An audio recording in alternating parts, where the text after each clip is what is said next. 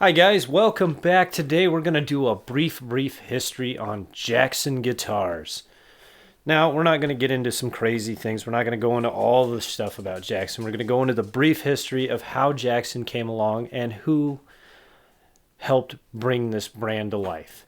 So to start, we got to go back. We got to go back to the 70s. We got to go back to Wayne Charvel had a company in San Dimas, California, where he modded and made guitars. He's actually famous for telling and showing Eddie Van Halen how to pot his pickups to keep the squeal down. Well, we'll get into the later. So that's 1976. So 1978, a guy named Grover. God damn it, Grover, get out of here, man. Every time I say Grover in this room, Grover just flies in out of nowhere. Okay, anyway, a guy named Grover Jackson showed up and started working with Wayne Charvel. Well, he ended up buying the half of the company's interest at that time. In 1980, Wayne Charvel filed for bankruptcy and sold his interest to to Grover Jackson. Damn, every time I say Grover, another Grover pops up. Now we got Grover Cleveland in the corner. Okay, so Grover Jackson then in 1980 was approached by somebody we all know and we all love, Randy Rhoads, to build him a guitar that he had drawn on a piece of paper, which would later become the Randy Rhoads V. At the time, he called it the Concorde. Well, that's how that came along.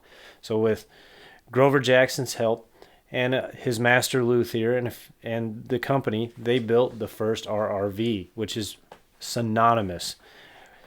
Grover Jackson didn't want to use the name Charvel on the headstock because he thought it was too different from the guitars that Charvel builds. He thought it was a way different shape and it was just a whole different thing. So instead he used his own last name and we got the Jackson name on the headstock.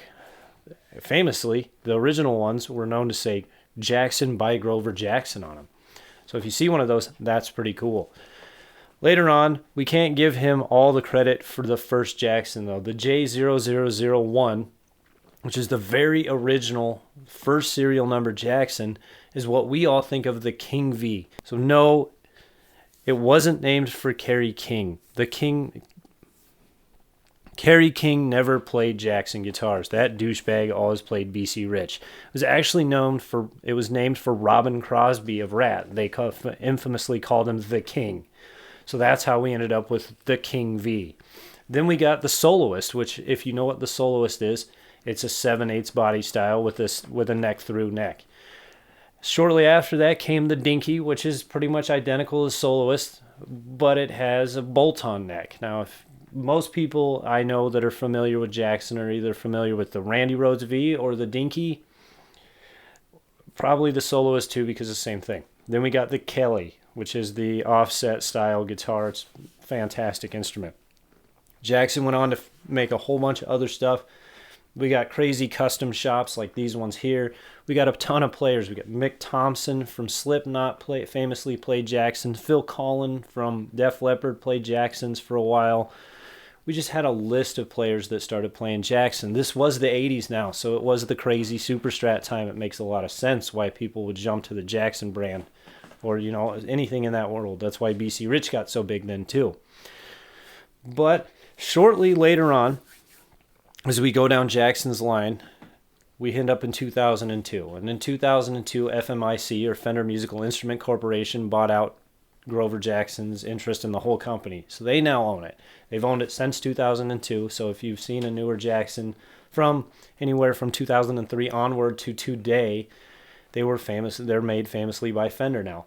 That's why the Charvel comes out with a Stratocaster neck with a slim profile, or you get a Jackson that's looks a little different, but it's the same thing. That's a short history of Jackson guitars. That's the nitty-gritty of it all. Guys, make sure you like and subscribe if you like the video. It's a quick one, it's an easy one, and it's just a little digestion into the history of Jackson guitars. You could look into this a lot more if you want to. I'm not going to. I know what I need to know. So let's get on with another video next time.